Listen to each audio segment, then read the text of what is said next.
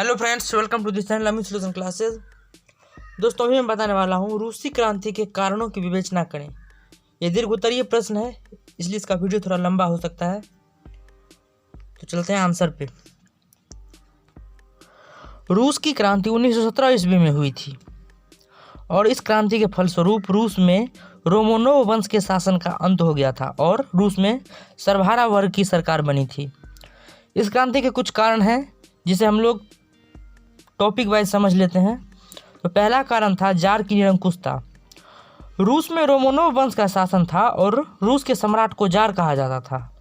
Jar Nicholas द्वितीय रूस की जनता पर काफ़ी अत्याचार कर रहे थे और निरंकुश शासन होने की वजह से जनता आर्थिक, राजनीतिक और सामाजिक शोषण का शिकार हो रहे थे। क्योंकि निरंकुश शासन था, इसमें जनता कुछ कर नहीं सकते थे और इसलिए जार अपनी इच्छा से जो मर्जी होता था वो कर रहे थे और इससे जनता काफ़ी परेशान थी।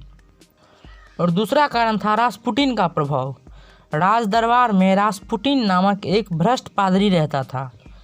उस पादरी का रानी जरीना के ऊपर जबरदस्त प्रभाव था और इसका लाभ उठाकर रासपुटिन शासन कार्य में हस्तक्षेप कर रहे थे। राजा अयोग्य थे, वह जरीना के हाथ का कठपुतली था। जार निकोलस द्वितीय जरीना के हाथ का कठपुतली था, इसलिए रासपुटिन अपनी इच्छा अनुसार धन संपत्ति रानी के माध्यम से राजा से प्राप्त कर लेता था। इससे रूस की जनता काफ़ी क्रोधित थे और ये भी क्रांति का एक कारण था। अगला कारण था किसानों की दयनीय स्थिति। किसान हमेशा कर्ज के बोझ से दबे रहते थे। उसकी ज़मीन छोटे छोटे टुकड़े में बटा होता था और उसमें भी वो लोग पुराने ढंग से खेती करते थे, जिससे अन्न का उत्पादन काफ़ी कम होता था। और जार निकोलस द्वितीय का लगान वो भी बढ़ता जा रहा था, तो किसानों के लिए भी ये एक सरदर्दी का कारण बना हुआ था और किसान भी क्रांति चाहती थी। अगला कारण था वो था मजदूरों के ऊपर अत्याचार। मजदूर की हालत तो सबसे खराब थी। उससे काम अधिक करवाए जाते थे और मजदूरी ना के बराबर दी जाती थी। उनके काम करने का कोई समय भी निश्चित नहीं होता था, मतलब काम अधिक करवाया जाता था और उनको मजदूरी नहीं दी जाती थी, कम मजदूरी दी जाती थी। इन सब कारणों से मजदूर की स्थिति बहुत ही नाजुक हो गई थी।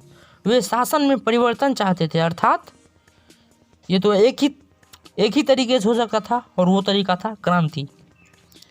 तो मजदूरों के ऊपर अत्याचार भी एक क्रांति का कारण था। अगला कारण था रूस की राजनीतिक मर्यादा पर आघात। रूस की राजनीतिक मर्यादा पर आघात ऐसे हुआ कि 1853-54 ईस्वी के क्रीमिया युद्ध में रूस ने सबसे पहले फ्रांस से हार गया और कुछ दिन के बाद 1904-05 ईस्वी में जापान से जब युद्ध हुआ रूस का, तो वो एक छोटे से देश जापान से हार गया।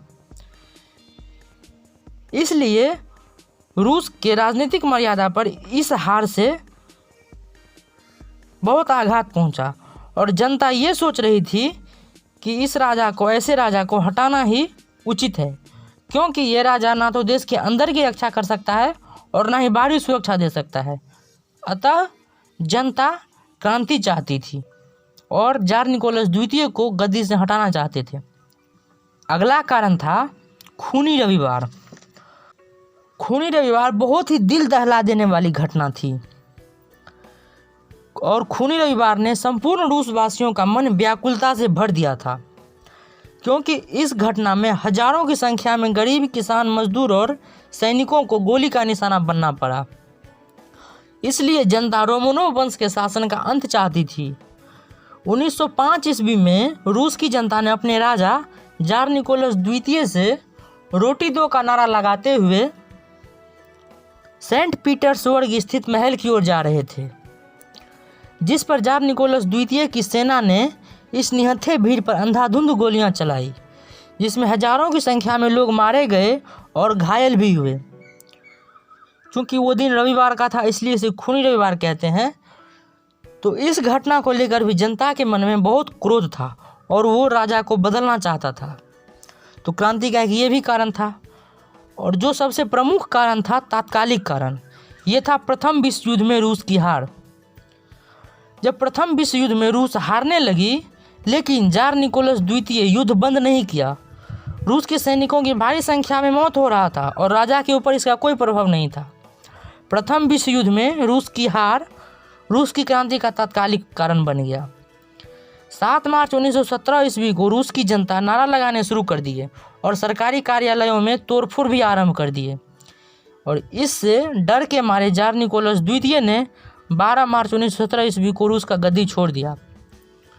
और जब जार निकोलस रूस का गद्दी छोड़ दिया उसके बाद केरेंस्की के नेतृत्व में एक अस्थायी सरकार बनी और फिर 7 नवंबर 1917 ईस्वी को लेनिन के नेतृत्व में बोल्शेविक क्रांति शुरू हो गई, क्योंकि लेनिन को जब पता चला कि रूस में एक अस्थायी सरकार बन गई है केरेंस्की के नेतृत्व में, तो वो जब विदेश से आए तो उन्होंने देखा कि रूस की आर्थिक स्थिति चरमरा गई है, इसलिए उन्होंने एक दल का गठन किया जिसे बोल्शेविक दल कहा जाता है और उसी दल के नेतृत्व में एक क्रांति शुरू हुई और उस क्रांति से केरेंस्की ने गद्दी छोड़ दिया और फिर लेनिन के नेतृत्व में रूस में सर्वहारा वर्ग की सरकार बनी। और ये घटना पुराने रूसी कैलेंडर के अनुसार अक्टूबर महीने का था, इसलिए इसे अक्टूबर की क्रांति भी कहते हैं। तो यही सब कुछ कारण थे रूसी क्रांति का। दोस्तों आशा करता हूँ कि आप लोग समझ गए हैं। यदि समझ गए हैं तो वीडियो को लाइक करें, शेयर करें और अगले वीडियो के लिए चैनल को सब्सक्राइब कर लें।